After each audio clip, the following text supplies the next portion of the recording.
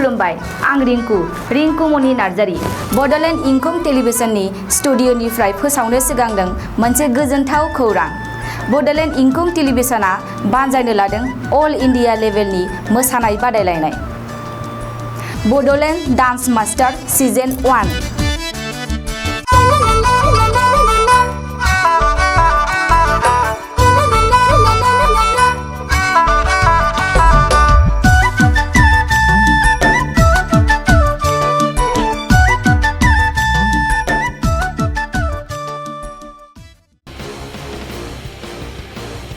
खुलुमबाय बे बड'लेण्ड इंखं टेलिभिजन दिनैनि रादाबखौ फरायदों आं किंकन मुसाहारि।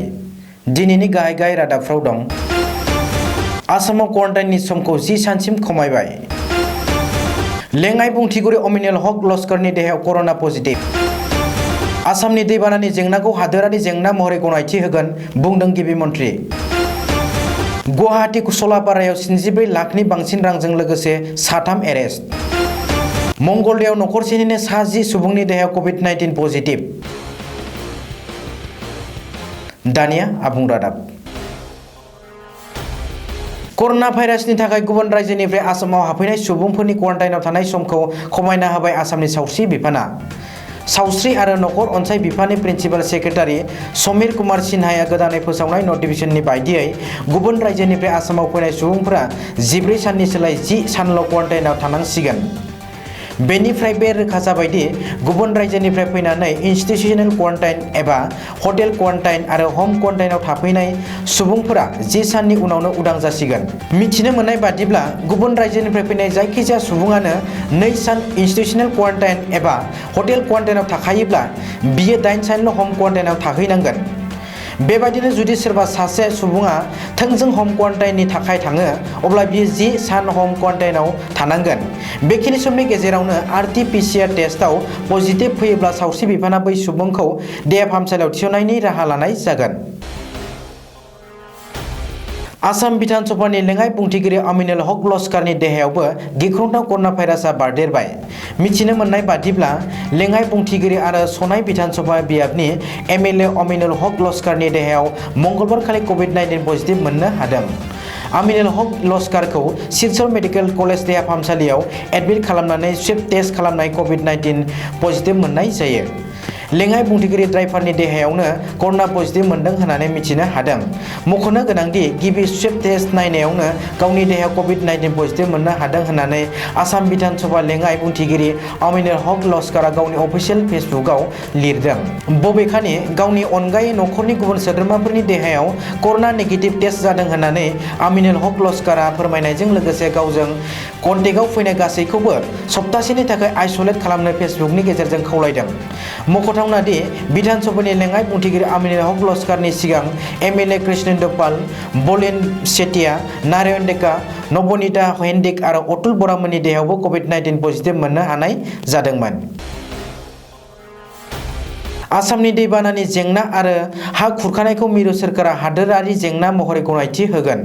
लखिमपुराव दैबाना आरो हा खुरखानायखौ नायहैना खौरां लाहैनाय समाव आसामनि गिबि मन्थ्रि सर्बानन्द सन'वालआ बे बाथ्राखौ बुंदों। बबेखानि आसामनि दैबाना आरो हा खुरखानायनि सायाव नायबिजिरनो थाखाय गाहाय मन्थ्रि नरेन्द्र मोदीनि बिथोन बायदियै नीति आयगनि भाइस चेयारमेननि दैदेननायाव मोनसे जर'खा कमिटि दानानै होनाय जाबाय। बे कमिटियानो आसाम आरो सा-सानजा ओनसोलनि दैबाना, हा खुरखानाय आरो गिसिगानाय बायदि जेंनाफोरनि सायाव नायबिजिरगोन आरो बे जेंनाखौ सुस्रांनो थाखाय मिरुनि रां थुबिलखौ बाहायगोन। बबेखानि आसामनि दैबाना, हा खुरखानाय आरो गिसिगानायखौ थाबैनो हादोरारि जेंना फोसावनाय जागोन आरो 15थि फाइनेन्स कमिसनाव बे बिथांखिखौ थिसनफानाय जागोन होननानैबो गिबि मन्थ्रिया खौरांगिरिफोरनि सिगाङाव बुंदों। गिबि मन्थ्रि सर्बानन्द सन'वालआ बुंबावदों दि थांनाय 1952 मायथाइनिफ्रायनो आसामा मोगा-मोगि जाबोनांनाय दैबाना आरो हा खुरखानायनि जेंनाखौ सुस्रांनो थाखाय मिरु सोरखारा लानाय बे बिथांखिया मख'जाथावना बिथांखि। गुवाहाटी नोगोरमानि सलापारायाव सासे आइजोनि न'आव पुलिसा सिग्रोमनानै 64 लाखनिबो बांसिन रांखौ मंगलबारखालि हराव बोखांनो हादों। सलापारायाव थानाय कालासिनि एपार्टमेन्टनि 4थि खोलोबआव सासे आइजोनि न'आव गुवाहाटी नोगोरमा पुलिसनि क्राइम ब्रान्चआ बे अपारेशनखौ खालामदोंमोन। मिथिनो मोननाय बादिब्ला बे न'आव सोनाब इम्फलनि पैनाम श्याम सिंहनि बिसि संगीता लाइसांबामनि।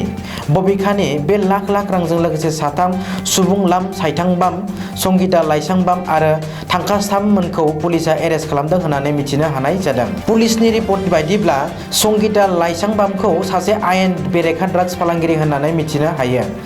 बशिष्ठ पुलिस थानायाव एजाहार थिसननाय बायदियै ड्राग्स फालांगिजों लोब्बा थानायनि दायाव संगीता लाइसांबामखौ सिगाङावबो पुलिसा एरेस्ट खालामदोंमोन। बबेखानि पुलिसा बोखांनो हानाय लाख राङा ड्राग्स आरो बायदि गोसोम फालांगिजों खामायनाय होननानै पुलिसा सन्देह खालामदों। बेनि सायाव नोगोरमा पुलिसनि नायबिजिरनाया सोलिगासिनो दं। दरं जिल्लानि मंगलदैयाव नखरसेनिनो सा 10 सोद्रोमाफोरा गिख्रंथाव कर'ना भाइरासजों गाग्लोबजानाय जाथाया ओनसोलाव संखिखांनाय लाबोदों। मिथिनो मोननाय बादिब्ला मंगलदैनि मदन दे मुंनि सुबुंनि नखरनि सा 10 सोद्रोमाफोरनि देहायाव मंगलबारखालि कभिड-19 पजिटिभ मोननो हायो। बेनि उनावनो मदन देनि नखरनि सोद्रोमाफोरखौ मंगलदै कभिड केयार हस्पिटालाव थिसनहैनाय जायो। रिपर्टनि बादिब्ला मदन देनि नखरनि सोद्रोमाफोरा क्वारेन्टाइनआव दंखायोमोन। मख'नो गोनांदि दासान्दि कभिड-19 जों गाग्लोबजानाय सा 1030 कर'ना बेरामिफोरनि केसखौ मंगलदैयाव मोननो हाबाय। बेनिनो सा 637 बेरामिफोरा गाहाम जाफिनबाय आरो बिसोरखौ देहा फाहामसालिनिफ्रायबो रिलिज खालामनाय जाबाय। दिनैनि रादाबा एसेनोसै। गोजोन्थों।